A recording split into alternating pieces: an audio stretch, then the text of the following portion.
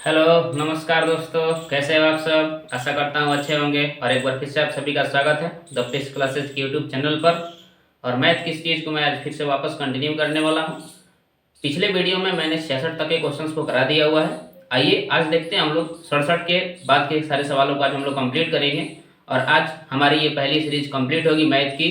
तो आइए दोस्तों देखते हैं आज का पहला सवाल क्या है। सबसे पहले सवाल में आपसे दोस्तों कहा गया है कि एक वृत्त पर कितनी स्पर्श रेखाएं खींची जा सकती हैं। तो ध्यान रखिएगा दोस्तों, एक वृत्त पर कितनी स्पर्श रेखाएं खींची जा सकती हैं दोस्तों। तो आप ध्यान रखिएगा, एक वृत्त पर अनंत स्पर्श रेखाएं खींची जा सकती हैं।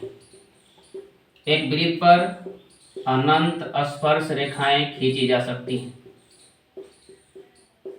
अनंत स्पर्श रेखाएं खींची जा सकती हैं, ध्यान रखिएगा दोस्तों। दो केस के क्वेश्चंस बनेंगे इसके। पहला केस बनेगा ये वाला कि एक वृत्त पर कितने, तो वृत्त बनता है अनंत बिंदुओं का समूह।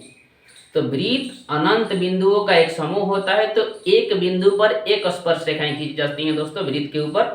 तो वृत्त के ऊपर एक बिंदु पर एक स्पर्श रेखाएं, अर्थात वृत्त बनता है अनंत बिंदुओं से, अर्थात स्पर्श रेखाओं की संख्या कितनी हो जाएगी दोस्तों।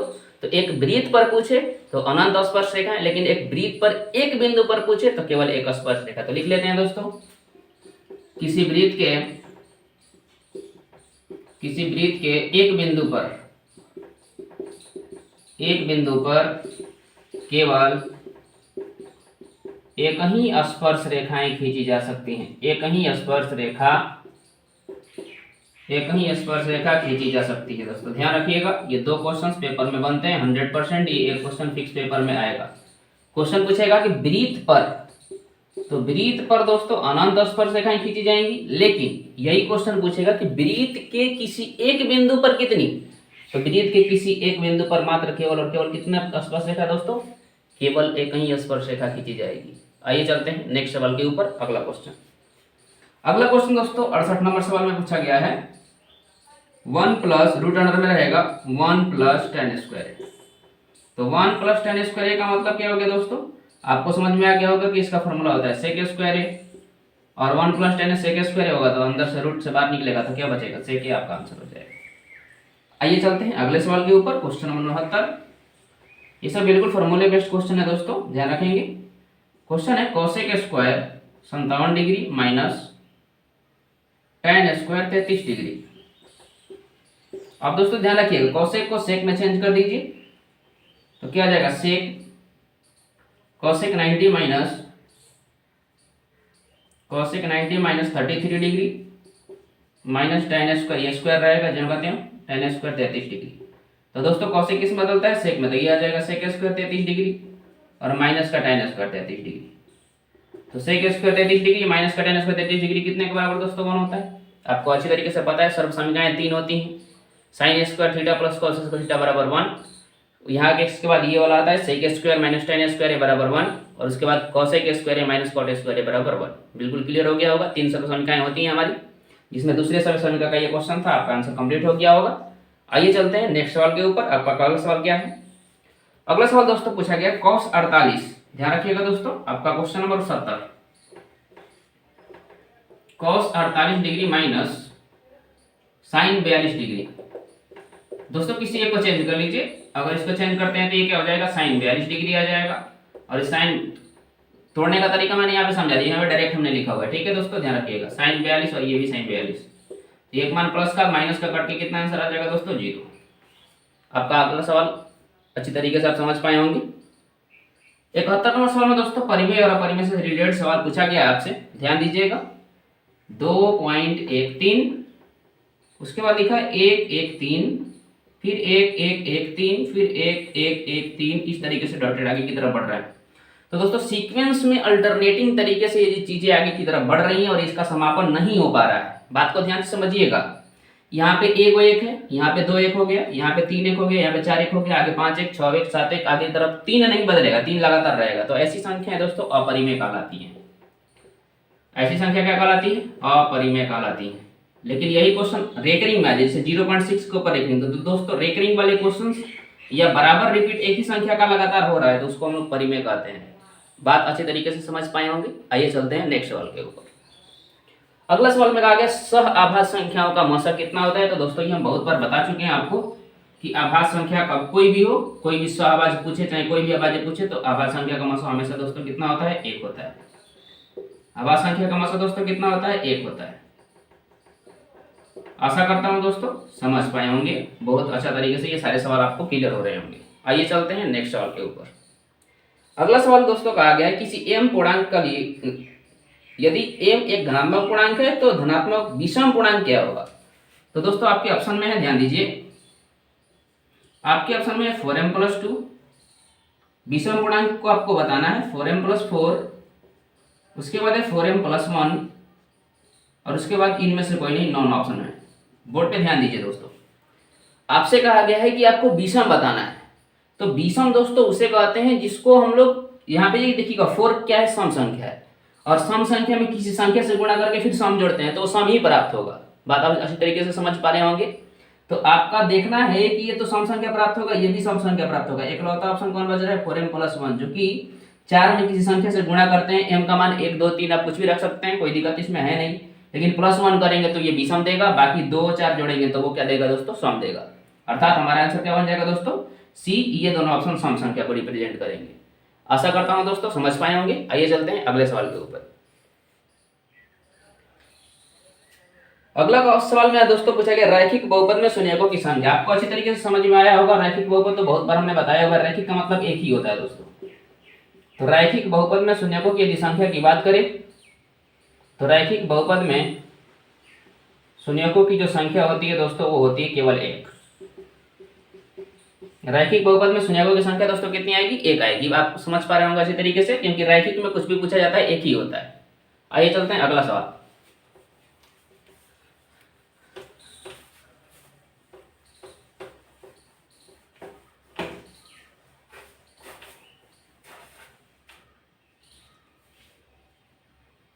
क्वेश्चन नंबर 75 में दोस्तों कहा गया है 2x² - 3x - 5 का एक शून्यक कौन सा होगा। देखिएगा दोस्तों ध्यान से, क्वेश्चन नंबर 75, 2x² -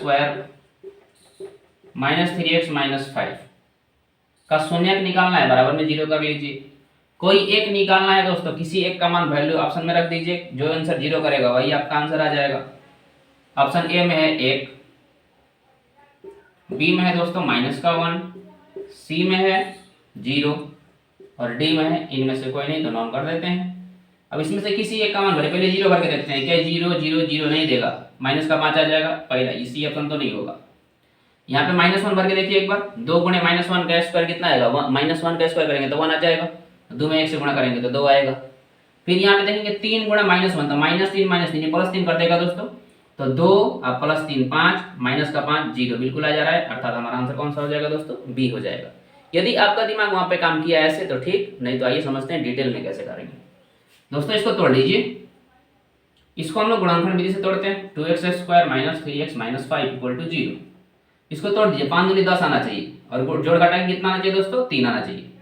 तो 2x² माइनस का 5x प्लस का 2x माइनस का 5 बराबर का 0। आप इस तरीके से तोड़ सकते हैं। इसको क्या लिख सकते हैं दोस्तों, x को कॉमन ले लीजिए, x कॉमन होगा तो यहाँ पे क्या बचेगा, 2x माइनस का 5 प्लस यहाँ पे 1 कॉमन ले लीजिए, 2x माइनस का 5।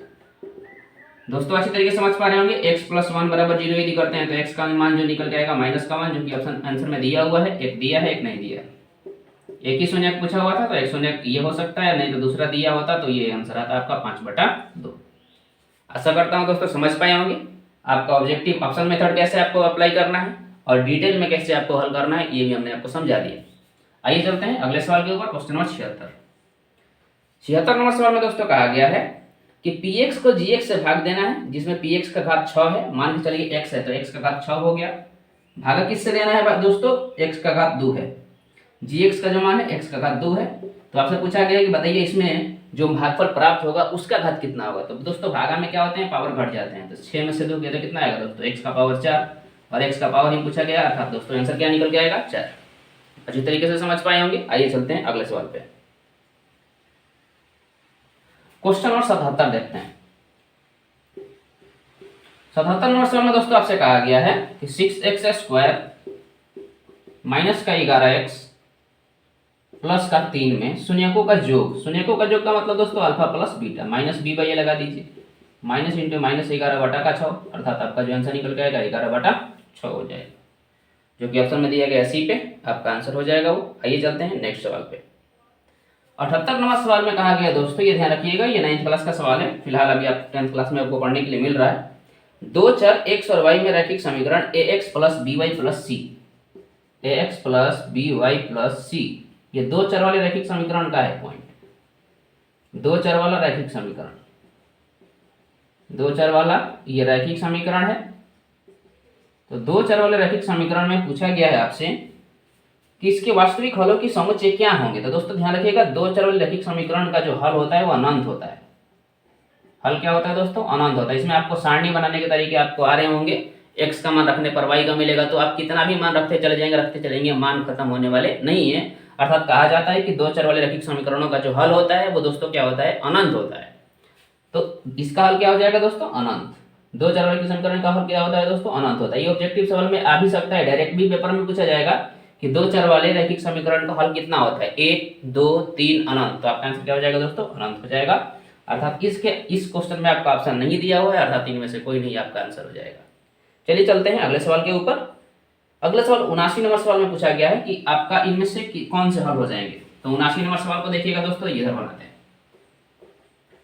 79 नंबर सवाल में कहा गया है कि यदि रैखिक समीकरण का युग्म आपको दिया गया 2x प्लस 3y बराबर 5। आइए दोस्तों लिख लेते हैं, 2x प्लस 3y बराबर का 5। इसके बाद कहा गया है कि 4x प्लस 6y बराबर 15, 4x प्लस 6y बराबर 15। तो हल का समुच्चय ज्ञात करने के लिए दोस्तों फॉर्मूला आता है a1 बाटा a2 बराबर b1 बाटा b2 बराबर c1 बाटा c2। तो आइए उसको लगा लेते हैं एक बार के लिए, पता चल जाएगा हल क्या होता है। a1 बाटा a2 बराबर b1 बाटा b2 बराबर c1 बाटा c2 हमने लिख दिया हुआ है। x के पहले a रहता है, तो दीजिए ऊपर का 2 नीचे का 4 बराबर ऊपर का 3 नीचे का 6 बराबर 5 ऊपर नीचे 15। तो काटेंगे दोस्तों, तो ये तो दोनों बराबर आ गए, 1/2 ये भी हो रहा है, 1/2 ये भी हो रहा है, और ये लेकिन 1/3 हो जा रहा है, ये बराबर नहीं है। तो दोस्तों अब अगर a1 बाटा a2 बराबर होता है b1 बाटा b2 का और नॉट इक्वल टू होता है c1 बाटा c2, तो इन वाले मानों को हम लोग लिखते हैं कोई हल नहीं होता इसका कोई हल नहीं है, इसका कोई हल नहीं होगा दोस्तों। आपके ऑप्शन में दिया हुआ है इसका कोई हल नहीं। अगर यदि a1 बाटा a2 बराबर होता है b1 बाटा b2 के, सॉरी दोस्तों, हाँ सही, a1 बाटा a2 नॉट इक्वल टू होता है b1 बाटा b2 के, तो उसको हम लोग अद्वितीय हल बोलते हैं, उसका केवल एक हल होता है। यदि तीनों बराबर आते, a1 बाटा a2 बराबर b1 बाटा b2 बराबर c1 बाटा c2 हो जाता, तो हम आंसर करके चलते हैं कि इसके हल अनंत आएंगे। आइए दोस्तों मैं लिख देता हूँ, आपको समझ में आ जाएगा, इसको ध्यान रखिएगा, आंसर डायरेक्ट पेपर में आते हैं। a1 बाटा a2 नॉट इक्वल टू जब b1 बाटा b2 होता है तो ये हल अद्वितीय होते हैं, ये हल होते हैं अद्वितीय। यदि अगला पॉइंट, यही 3 टाइप के सवाल आते हैं, a1 बाटा a2 बराबर b1 बाटा b2 बराबर c1 बाटा c2 आ जाए, तो इसके जो हल आएंगे दोस्तों अनंत आएंगे। ग्राफ संबंधित बातें होंगी, अगर क्वेश्चन में आगे दिया होगा तो जरूर हम ग्राफ के बारे में बताएंगे आपको कि इस हल को देखते हुए आप ग्राफ को कैसे खींच पाएंगे। तो दोस्तों यहाँ तक 79 तक हमारे सवाल कंप्लीट होते हैं। आइए चलते हैं नेक्स्ट सवाल के ऊपर, चलते हैं अगले सवाल की ओर।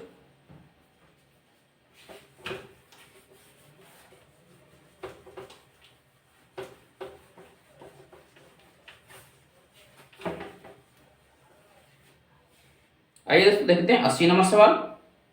यदि कोई रैखिक समीकरणों का युग्म संगत हो। आइए दोस्तों संगत होते कौन से हैं, आपको अभी हमने समझाया हुआ था थोड़ा देर पहले। संगत वे युग्म होते हैं ना दोस्तों, संगत का ग्राफ पॉइंट जो बनता है a1 बाटा a2 not equal to b1 बाटा b2 के, ये युग्म संगत कहलाते हैं। तो दोस्तों इसका यदि ग्राफ पूछता है तो ये प्रतिच्छेदी रेखा प्राप्त होती है, इसके लिए ग्राफ कैसा प्राप्त होगा दोस्तों? प्रतिच्छेदी रेखा प्राप्त होगा, ये आपका आंसर हो जाएगा।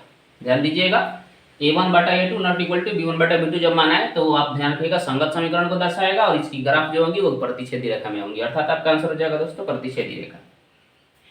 आइए चलते हैं आगे, नेक्स्ट क्वेश्चन की तरफ चलते हैं। क्वेश्चन नंबर 81, आपको इसमें नियामक दिए गए हैं, दो बिंदु दिया हुआ है, बिंदु ए और बी, जिसमें आपसे कहा गया है कि नियामक इसका है 6, -5। दूसरा नियामक जो है दोस्तों -2 और 11 है, और इसको जोड़ने वाला जो रेखाखंड है वो P, जिसका ये मध्य बिंदु है P, इसका मध्य बिंदु P है और इसका नियामक दिया है 2 और P, तो P का मान क्या होगा। तो मध्य बिंदु का नियामक निकालने का तरीका आपको हमने समझाया हुआ दोस्तों। मध्य बिंदु का नियामक क्या होता है, x1 plus x2/2, x1 plus x2/2, x का मान हो जाता है और y बराबर 1 y1 प्लस y2/2। आइए दोस्तों फार्मूला लगा लेते हैं। ये पहला मान होता है x1 y1 का, दूसरा मान x2 y2 का, और ये जो मान दिया होता है वो xy का। x का मान कितना है 2, आइए देख लेते हैं। 6 प्लस माइनस का 2 बटा का 2, y के लिए देखेंगे दोस्तों, ये बराबर में कर लीजिएगा 2। अब यहाँ पे y के लिए देखते हैं, ये x का कंप्लीट हो गया, y के लिए क्या है दोस्तों p है, तो p बराबर y1 प्लस y2, y1 का मान माइनस का 5, ये प्लस का 11 बटा का 2। आप देखिएगा दोस्तों यहाँ पे 2 बरा 6 में से 2 गया था, कितना बचेगा, ये 4 हो जाएगा, 4 बटा 2, ये दोस्तों 2 आ गया, ये 2 बराबर 2, ये कंप्लीट सही है। ये p का मान चाहिए हमको, तो 2p लगा लें यहाँ पे, 11 में से 5 गया तो 6, तो p का मान दोस्तों कितना आ जाएगा, 6 से 2 से भाग करेंगे तो कितना आएगा 3, तो p का मान ही पूछा हुआ था, तो p का मान कितना निकल के आएगा दोस्तों 3 आएगा। हल करने के तरीके आपको समझ में आ रहे होंगे। आइए चलते हैं आगे की तरफ, बढ़ते हैं अगले सवाल के ऊपर। क्वेश्चन नंबर 82 नंबर सवाल में दोस्तों कहा गया है, सवाल नंबर 82 में आपसे कहा गया है कि -6 और -7 इसमें कोटि आपको बताना है कि कौन सा है। तो दोस्तों ध्यान रखिएगा, पहला मान जो x का होता है और y का, x का मान भुज कहलाता है और y का मान कोटि कहलाता है। बिल्कुल आसान सवाल, ये एक क्वेश्चन फिक्स आता है पेपर के अंदर, ध्यान रखिएगा। तो जो x का मान होता है उसको हम लोग भुज कहते हैं और जो y का मान होता है उसको हम लोग कोटि कहते हैं। अच्छी तरीके से आप समझ पाए होंगे। इसका क्वेश्चन कुछ इस तरीके से भी पूछा जाएगा कि x अक्ष से y की दूरी को क्या कहते हैं, तो उसको कोटि कहते हैं, और y अक्ष से x की दूरी को क्या कहते हैं, तो उसको भुज कहते हैं। दोस्तों ध्यान रखिएगा। आइए चलते हैं अगले सवाल पे। अगला क्वेश्चन में पूछा गया 83 में कि x अक्ष का समीकरण क्या होता है। तो दोस्तों दो समीकरण आते हैं, एक आता है x अक्ष का समीकरण, x अक्ष का समीकरण y बराबर 0 होता है, और y अक्ष का समीकरण पूछे तो x बराबर 0 होता है। दोनों एक दूसरे पे 0 होते हैं, ध्यान रखिएगा। x का पूछे तो y बराबर 0 और y का पूछे तो x बराबर 0, दोनों आपके आंसर हो जाएंगे। ठीक है, ये दोनों क्वेश्चन पेपर में आए हुए हैं, आप लोग समझ पाए होंगे इसी तरीके से। यही दो टाइप का सवाल इसमें आता है, आप लोग ध्यान से समझ लीजिएगा। x का पूछे तो y बराबर 0 और y का पूछे तो x बराबर 0, और मूल बिंदु पूछता है। तो मूल बिंदु का नियमक आपको पता है, मूल बिंदु पे दोनों 0 होते हैं। मूल बिंदु का नियमक अगर पूछे तो 0,0, x का पूछे x अक्ष का नियमक पूछे तो x अक्ष का नियमक पूछे तो x, 0 और y का पूछे तो 0,y, ये आपका पॉइंट बनता है। ये 5 सवाल फिक्स पेपर में सेम टू सेम एचजीटी जाएंगे। तो आशा करता हूं दोस्तों ये समझ पाए होंगे आप लोग अच्छी तरीके से। फिर से एक बार देख लीजिए, हमने क्या बताया आपको। हमने आपको बताया कि मूल बिंदु का निर्देशांक कितना होता है, तो 0,0। उसके बाद पूछेगा x अक्ष का समीकरण क्या होता है, तो y बराबर 0, और y अक्ष का समीकरण क्या होता है, तो x बराबर 0। x अक्ष का समीकरण पूछे तो x,0 नियामक, सॉरी y अक्ष का नियामक पूछे तो 0,y। आशा करता हूँ ये बिल्कुल 5 सवाल आपको क्लियर हो गए होंगे, और एज इट इज पेपर में 100% सेम टू सेम सवाल आते हैं। और भुज कोटि वाला आपको पता चल गया होगा, x को भुज कहते हैं, y को कोटि कहते हैं। क्वेश्चन आएगा x अक्ष से दूरी को क्या कहते हैं, तो कोटि, और y अक्ष से दूरी को क्या कहते हैं, भुज। बात अच्छी तरीके से समझ में आ गया होगा। चलिए चलते हैं अगले सवाल पे। क्वेश्चन नंबर 84 को देखते हैं दोस्तों। क्वेश्चन नंबर 84 देखिएगा, ये भी एक प्रकार, ये एक अच्छा सवाल है।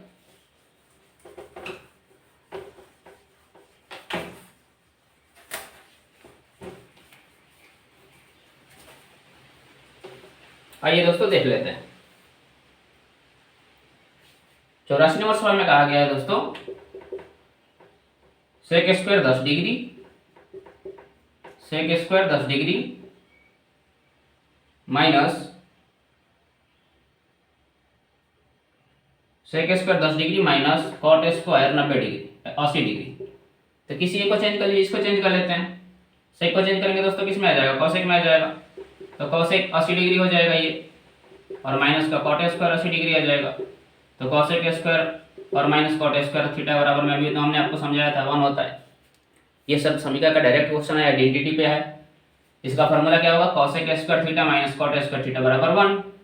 आशा करता हूँ दोस्तों ये बिल्कुल आसान सवाल है, आप समझ पाए होंगे। चलिए चलते हैं अगले सवाल पे।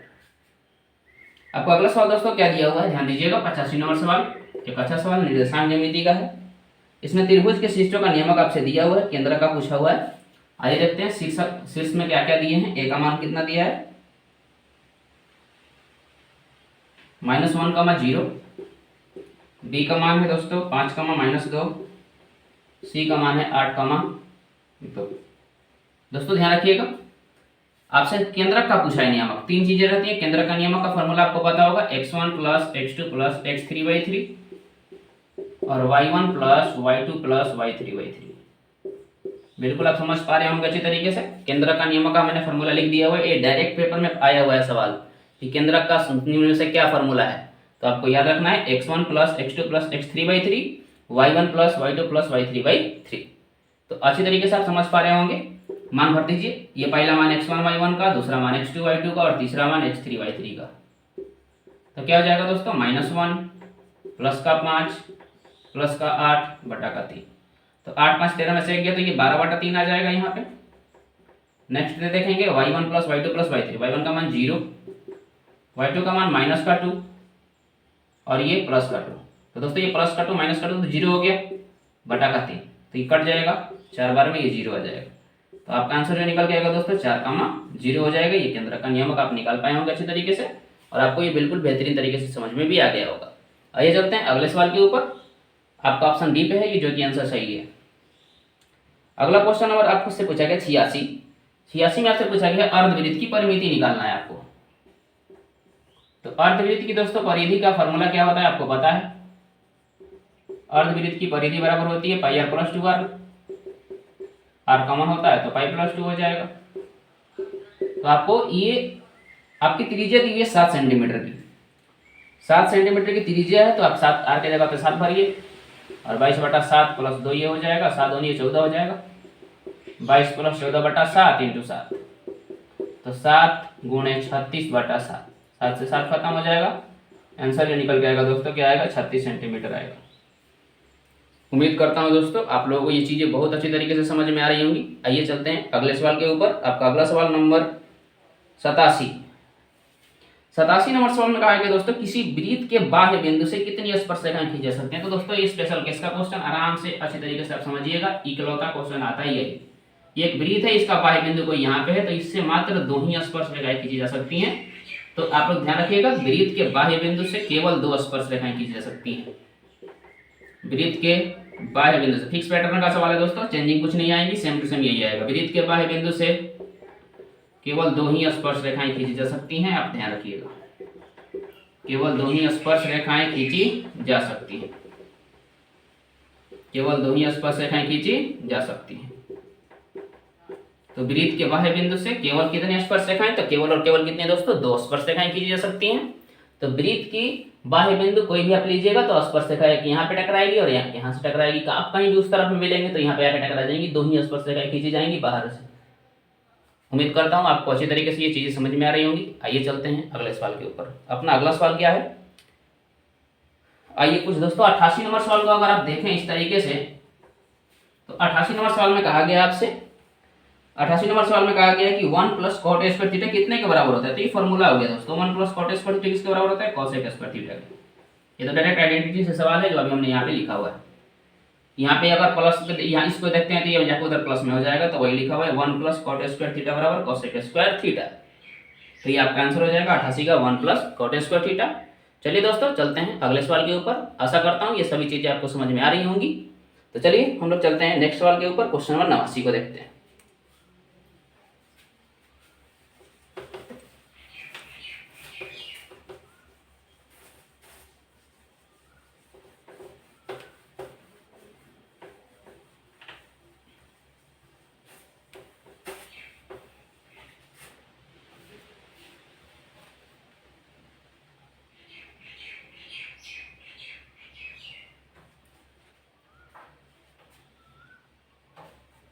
चलिए दोस्तों देखते हैं 89 नंबर सवाल। आपसे पूछा गया है 89 नंबर सवाल में, ध्यान दीजिएगा। 89 में कहा गया है tan 10 degree into tan 15 degree into tan 75 degree into tan 80 degree.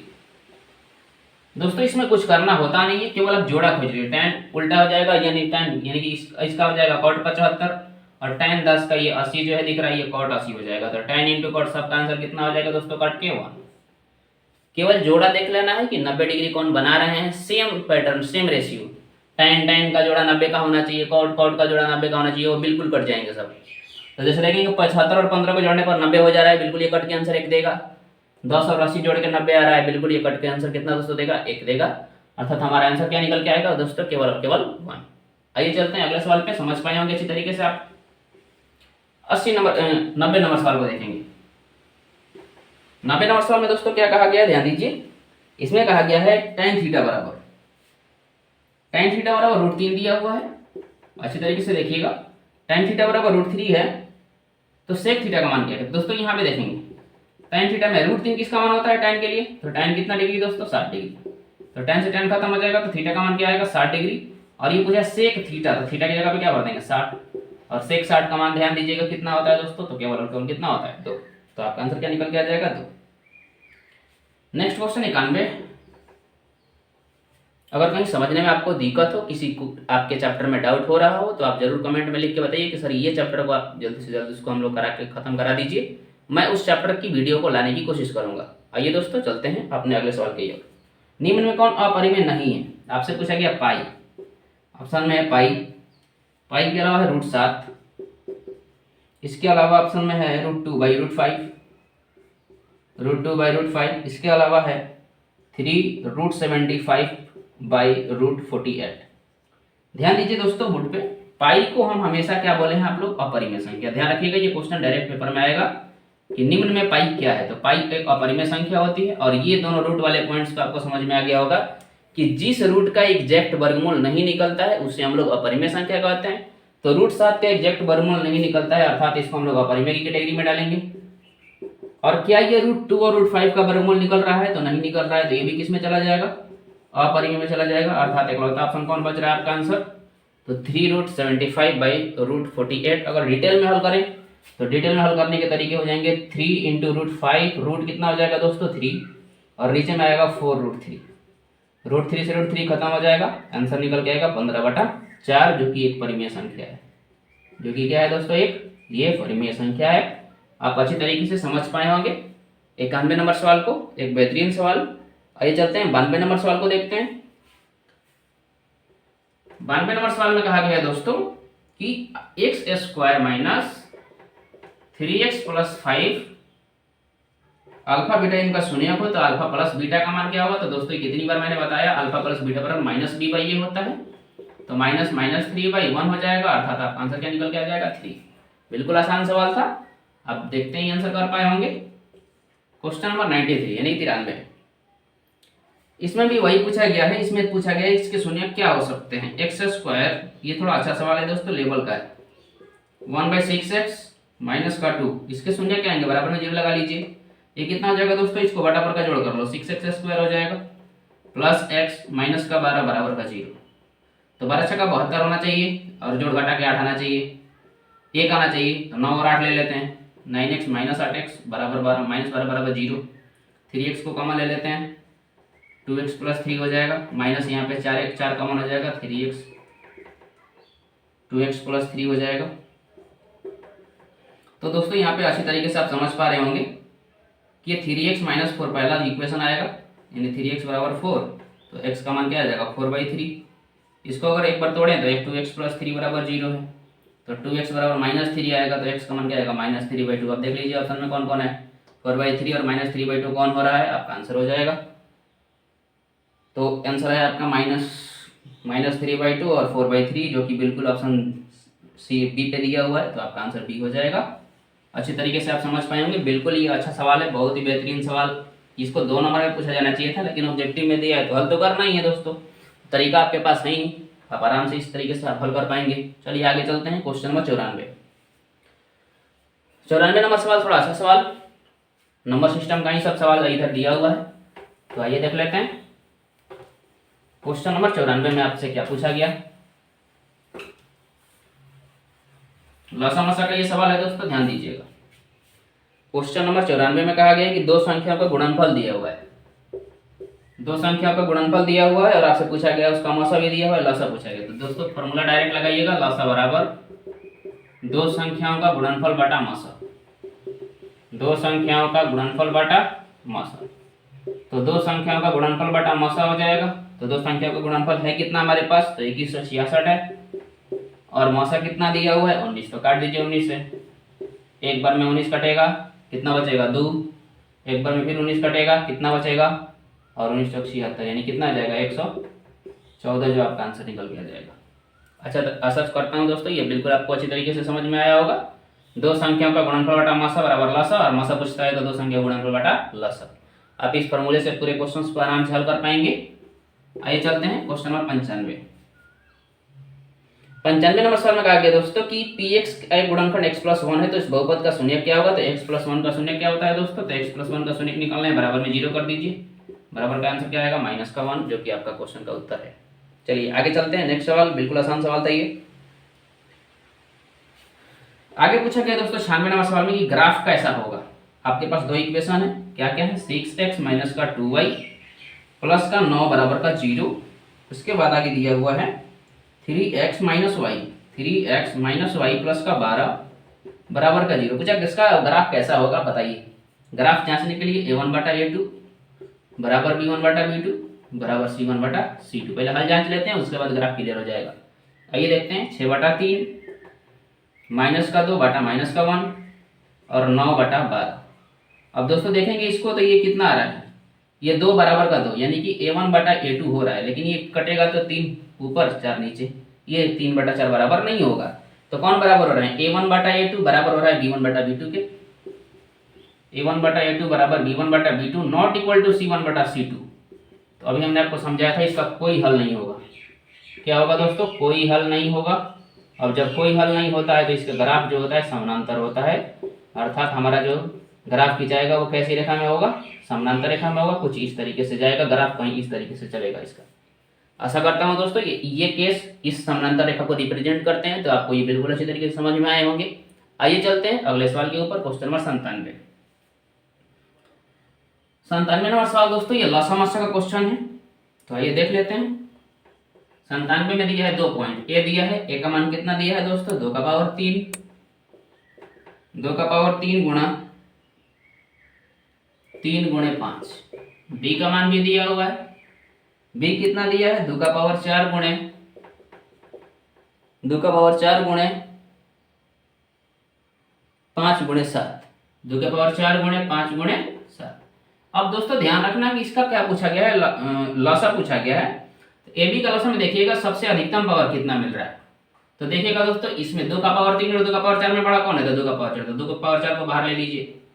इन दोनों का जोड़ा लगा था, इसमें से एक को बाहर आ जाएगा, और इन दोनों का जोड़ा नहीं लगा तो इसको जो कहते हैं वो निकाल देंगे बाहर की तरफ। अर्थात आपका जो आंसर निकल के आएगा दोस्तों कितना निकल के आएगा, तो आपका आंसर जो निकल के आएगा 1680 जो है आपका आंसर हो जाएगा। इसका पावर 32 होता है, 160 हो जाएगा, 480 या 7 से गुणा करेंगे तो इतना आ जाएगा। ऐसा करने की कोशिश करेंगे, ठीक है। आइए चलते हैं अगले सवाल के ऊपर। ये आपको ध्यान रखना है कि लसा वाले में बड़े पावर को देखा जाता है और मौसा वाले में छोटे पावर को देखा जाता है। तो लसा है दोस्तों, तो बड़े पावर को हमने देखा हुआ है, 2 का पावर 4 है तो 2 का पावर 4 हमने लिया, 2 का पावर 3 को स्किप कर दिया हुआ है। 2 5 का जोड़ा में से 5 बाहर निकल जाएगा, जिनका जोड़ा नहीं लगता उसको जो कहते हैं लिख देते हैं। तो गुणा करेंगे दोस्तों, तो ये 2 का पावर 4 2 दूनी 4 दूनी 16 हो जाएगा, 16 5 80, 38 का 240 हो जाएगा, और 24 7 कितना होता है दोस्तों 168, जो कि 0 बैठा देंगे तो आपका 1680 निकल के आंसर आ जाएगा। आशा करता हूँ ये लॉस बिल्कुल आसान टाइप है दोस्तों, समझ पाए होंगे। आइए चलते हैं अगला सवाल, क्वेश्चन नंबर 98। 98 नंबर सवाल में दोस्तों दिया गया है कि द्विघात बहुपद आपको बनाना है, तो द्विघात बहुपद का फॉर्मूला आपको पता होना चाहिए। द्विघात बहुपद बराबर दोस्तों, द्विघात बहुपद बराबर क्या होता है, x square minus alpha plus beta x plus alpha into beta. समझ पाए होंगे। अब देखिएगा दोस्तों इसमें मूलों का योग और गुणनफल दिया हुआ है, आपको शून्यक दिया हुआ है, शून्यक लगा दीजिए। शून्यक क्या होते हैं, अल्फा और बीटा। तो एक्स स्क्वायर माइनस पहला शून्यक अल्फा का मान 5 प्लस माइनस का 3 दिया है, एक्स लगा रहेगा, प्लस अल्फा इंटू बीटा यानी कि 5 गुणे माइनस का 3। तो दोस्तों ये कितना बन गया होगा, एक्स स्क्वायर माइनस देखिएगा 5 में से 3 गया, कितना हो गया 2 2x, और ये माइनस देखेंगे ध्यान से 5 3 कितना हो जाएगा 15, तो ये माइनस का 15 बराबर का 0, ये आपका आंसर निकल के आ जाएगा। तो आशा करता हूँ दोस्तों आपको ये 98 तक के सवाल बिल्कुल क्लियर समझ में आए होंगे। आइए चलते हैं हम लोग अगले सवाल के ऊपर, क्वेश्चन नंबर 99। और आपकी ये सीरीज आज कंप्लीट होती है, 100 तक के क्वेश्चन हमने आज कर लिया हुआ है। तो आज के क्वेश्चन हम लोग कंप्लीट करेंगे अब, तो आइए दोस्तों देखते हैं दो सवालों को। दो सवाल हमारे कौन कौन से हैं। तो आपका अगला सवाल जो है, आपका सवाल नंबर 99 जो दिया हुआ है, 99 नंबर सवाल में दोस्तों एपी के सवाल है हमारे। 99 नंबर सवाल में कहा गया है -10, माइनस का 6, -2, डॉट सारवंतर पूछा गया दोस्तों। तो डी का मान क्या होता है, a1/2 -6 -10 यानी कि -6 + 10, 10 में से 6 गया तो कितना दोस्तों आएगा आंसर 4। 99 नंबर सवाल बिल्कुल ही आसान सवाल था, ऐसे क्वेश्चन हमने बहुत सारे कराया हुआ है। क्वेश्चन नंबर 100 देखेंगे, लास्ट सवाल है आपका दोस्तों। इसमें पूछा गया कौन द्विघात समीकरण नहीं है। आप लोग ध्यान रखिएगा, कौन सा द्विघात समीकरण नहीं बनेगा ये आपसे पूछा गया है। तो आइए देखते हैं हम लोग कौन सा समीकरण द्विघात समीकरण नहीं बनेगा। तो जो कि ऑप्शन सी पे दोस्तों दिख रहा है आपका, √2x+3 और बराबर में 2x² + 6, ये द्विघात नहीं होगा। क्यों नहीं होगा दोस्तों, समझ लीजिए थोड़ा सा। द्विघात नहीं है, क्यों नहीं है दोस्तों, ध्यान रखिएगा। ये √2x का जब ही स्क्वायर करेंगे तो 2x² आ जाएगा दोस्तों, बराबर की साइड भी 2x², बराबर की साइड भी 2x², ये 2x² s² कट जाएंगे। तो द्विघात दोस्तों रहा कहाँ, जब ये पूरा स्क्वायर ही कट गया, वो तो रैखिक बन चुका होगा। इसके चलते हम कह सकते हैं कि ये द्विघात बहुपद नहीं है। आपका 100 तक के क्वेश्चन दोस्तों कंप्लीट होते हैं और आपको इस सीरीज से बहुत ही ज़्यादा फायदा होने वाला है। यदि आप सीरीज को ये लगातार 2 से 3 बार अगर आप रिवीजन कर लेते हैं तो हमको नहीं लगता है कि आप 50/50 करने से चूक जाएंगे। और अगर आपको ये वीडियो थोड़ा सा बेनिफिशियल लग रहा हो, आपको इससे कुछ फ़ायदा हो रहा हो, तो मेरे चैनल को एक बार ज़रूर आप सपोर्ट करें, प्यारा सा एक लाइक कर दें और एक कमेंट करिए, ताकि वीडियो में और काम करने का हमको मेरा मतलब मोटिवेशन ज़्यादा थोड़ा मिले। तो आज की क्लास हमारी दोस्तों अब यहीं तक रहेगी और आपकी ये सीरीज़ मैं यहाँ तक कंप्लीट कराया हुआ हूँ। और आपकी सीरीज़ को लगातार 2 से 3 बार जरूर आप लोग देखिए। मैंने जितनी भी वीडियो ये सब डाले हुए हैं सब आपके एग्जाम में 100% क्वेश्चन लड़ाने के लिए डाला हुआ है। और मुझे नहीं लगता है कि इतना करने के बाद आप 50/50 से चुकेंगे। ये मेरी गारंटी है कि आप अगर अच्छी तरीके से इन वीडियो को समझ पाते हो तो आपका ये नंबर कोई नहीं रोक सकता है। तो दोस्तों आज के लिए क्लास इतना ही, तब तक के लिए जय हिंद।